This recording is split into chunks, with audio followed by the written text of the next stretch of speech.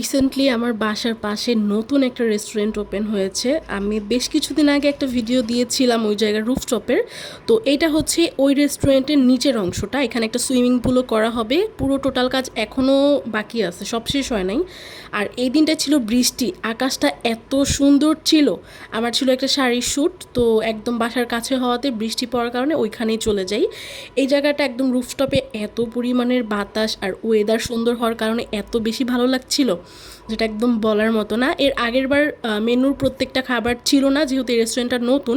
But আজকে আমরা এসে চিকেন ফ্রাই আর বার্গার অর্ডার করি, সাথে চাউমিনও অর্ডার দিয়েছিলাম, বাট তাদের তখন চাউমিনটা শেষ হয়ে গেছে।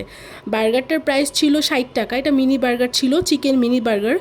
এইটার টেস্ট ভালো ছিল, মানে 10-এ 8 দেওয়া যায়। মানে টেস্ট ভালো ছিল, ভিতরে চিকেনের পরিমাণও ছিল, খেতে খুব ভালো লাগছে। আবার উপরে ক্রিস্পি একটা লেয়ার ছিল, ভালোই ছিল। আর এরপরে এটার সাথে আমরা অর্ডার করেছিলাম হচ্ছে চিকেন ফ্রাই।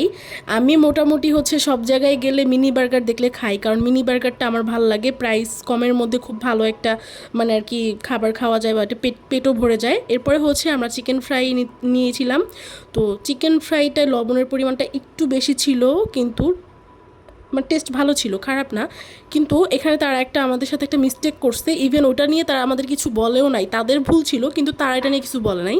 আমরা খাওয়ার পরে হচ্ছে চা অর্ডার করেছিলাম একটা, কারণ চা কেমন হয় না হয়, আর আমরা দুইজনের কেউই চা পাগল না।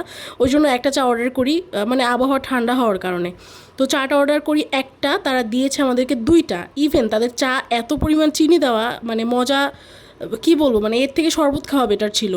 যাই হোক, পরিবেশ ভালো ছিল দেখে মাথা ঠান্ডা করে ওই জায়গায় এনজয় করলাম। আর আমার এই সুন্দর পরা শাড়িটা কিন্তু উপহারিণী পেজে তোমরা পেয়ে যাবা, ওখানে আরও সুন্দর সুন্দর কালেকশন আছে। সো চাইলে তোমরা ভিজিট করে দেখতে পারো।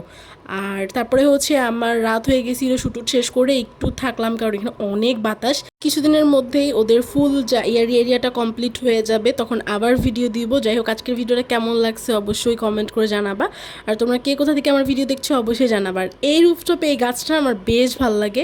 এখানে পিকচার টিকচার তুললে মোটামুটি খুব সুন্দরই আসে। বাসার পাশে হওয়াতে না আমার অনেক অনেক বেশি সুবিধা হয়েছে।